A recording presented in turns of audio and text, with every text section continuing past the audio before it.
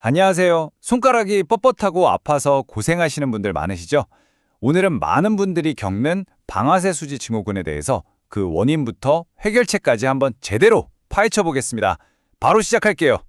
혹시 손가락을 구부렸다 펼 때 뭔가 턱 걸리는 느낌이 들다가 갑자기 딸깍 하고 펴지는 경험 해보신 적 있으세요? 아니면 아침에 일어났는데 손가락이 굳어서 잘 안 펴진다거나. 만약 그렇다면 오늘 내용이 바로 여러분을 위한 이야기일 겁니다. 이 증상의 이름이 좀 특이하죠? 바로 방아쇠 수지 증후군입니다.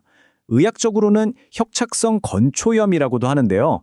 이름 그대로 손가락 움직임이 꼭 총에 방아쇠를 당겼다 놓는 것처럼 딸깍 소리를 내며 탁 풀린다고 해서 붙여진 이름이에요.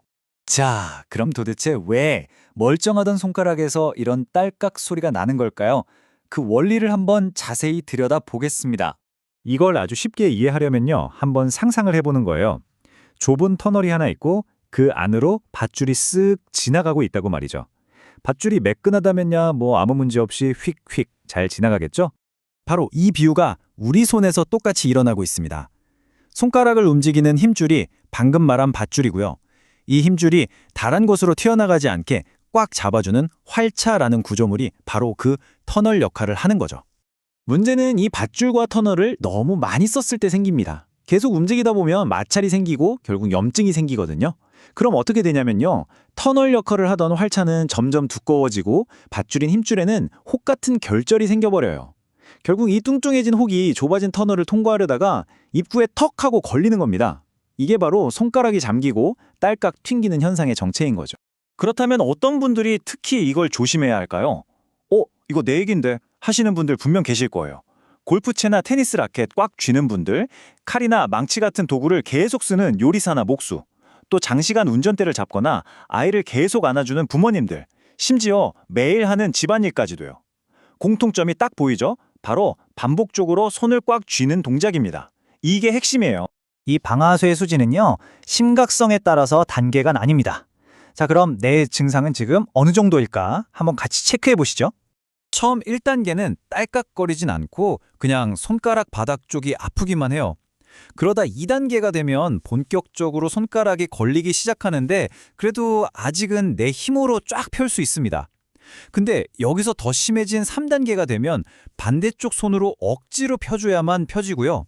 가장 심각한 4단계가 되면 손가락이 구부러진 채로 굳어서 다른 손으로 펴려고 해도 펴지지가 않게 됩니다. 단계가 올라갈수록 일상생활이 정말 힘들어지겠죠. 자, 그럼 이제 가장 중요한 얘기, 어떻게 하면 이 불편함에서 벗어날 수 있을까요? 회복으로 가는 길에는 어떤 방법들이 있는지 지금부터 살펴보겠습니다. 가장 기본적이면서도 사실 가장 중요한 첫걸음은요, 바로 휴식입니다. 염증이 생겼다는 건 우리 몸이 그 부위에 보내는 신호예요. 제발 좀 쉬게 해달라는 비명이죠. 최소 3일 정도는 의식적으로 그 손가락 사용을 줄여서 염증이 스스로 가라앉을 시간을 벌어줘야 합니다. 치료 방법은 크게 두 갈래로 나눌 수 있어요. 먼저 수술 없이 염증을 가라앉히고 기능을 회복시키는 보존적 치료가 있고요. 이걸로도 부족하다 싶을 때 고려하는 게 바로 주사나 수술 같은 의학적 개입입니다. 보존적 치료에는 꽤 여러 가지 방법이 있어요. 자는 동안 나도 모르게 손가락이 구부러지는 걸 막아주는 부목을 대기도 하고요.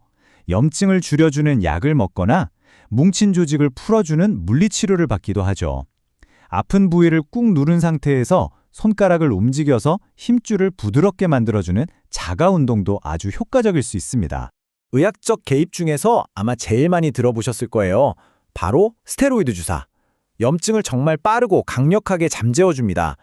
효과는 확실하죠. 그런데 말이죠. 이 강력한 효과만큼이나 우리가 꼭 알아둬야 할 위험성도 분명히 있습니다. 이게 정말 중요한 부분인데요. 스테로이드 주사를 한두 번도 아니고 반복해서 맞다 보면 주변 피부가 종이처럼 얇아지거나 약해질 수 있어요. 더 심각한 건 힘줄 자체를 약하게 만들어서 어느 순간 힘줄이 끊어지는, 즉 파열될 위험까지 있다는 겁니다. 그래서 반드시 전문가와 충분히 상의하고 신중하게 결정해야 하는 거죠. 주사로도 해결이 안 된다. 그럴 때 마지막으로 생각하는 게 수술입니다. 크게 두 가지가 있는데요. 개방적 절개술은 피부를 열어서 문제가 되는 활차를 눈으로 직접 보면서 잘라내니까 확실하죠. 대신 회복 기간이 좀 필요하고요. 반면에 경피적 절개술은 피부를 째지 않고 바늘 같은 걸로 쓱 시술해서 간단하고 빠르지만 주변 신경이나 힘줄을 건드릴 위험이 있습니다.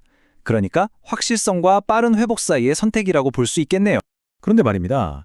이런 치료들을 다 해봤는데도 증상이 계속되는 분들이 계세요. 정말 답답하고 좌절감을 느끼실 텐데요. 지금부터는 바로 그런 분들을 위한 좀 더 깊은 차원의 이야기를 시작해 볼까 합니다. 여러 가지 치료를 해봤는데도 방아쇠 수지가 자꾸 재발하거나 도무지 낫질 않는다. 혹시 이 얘기가 바로 내 얘기다 싶으신가요? 그렇다면 이제는 관점을 완전히 바꿔야 할지도 모릅니다. 아픈 손가락만 볼 게 아니라 우리 몸 전체를 한번 들여다봐야 한다는 신호일 수 있거든요. 무슨 말이냐면요. 잘 낫지 않는 이 손가락 통증은 어쩌면 손가락만의 문제가 아닐 수 있다는 겁니다. 우리 몸 전체에 낮게 깔려있는 만성적인 염증 상태의 신호탄일 수 있다는 거죠. 즉, 손가락 통증은 수면 위로 드러난 거대한 빙산의 일각일 뿐이라는 겁니다. 그럼 이 만성염증 어떻게 다스려야 할까요? 4가지 핵심 원칙이 있습니다. 첫째, 설탕이나 밀가루처럼 내 몸에 염증 불씨를 만드는 음식을 차단해서 일단 불부터 끄고요. 둘째, 부족해진 비타민이나 미네랄 같은 영양소를 꽉 채워서 우리 몸의 방어력을 키우는 겁니다. 셋째, 16시간 정도 공복을 유지하는 간헐적 단식으로 우리 몸이 스스로 낡은 세포를 청소하게 만들고요. 마지막으로 바른 자세를 위한 운동으로 몸의 구조적인 스트레스를 줄여주는 겁니다. 자, 오늘 이야기 어떠셨나요? 우리가 흔히 겪는 이 손가락 통증 하나에도 이렇게 깊은 원리가 숨어 있었습니다. 마지막으로 이 질문을 스스로에게 한번 던져보시면 좋겠습니다. 당신의 손가락 통증은 정말 그 손가락만의 문제일까요? 아니면 당신의 몸 전체가 보내는 더 큰 메시지에 귀를 기울여야 할 때라는 신호일까요? 한번 깊이 생각해 보시길 바랍니다.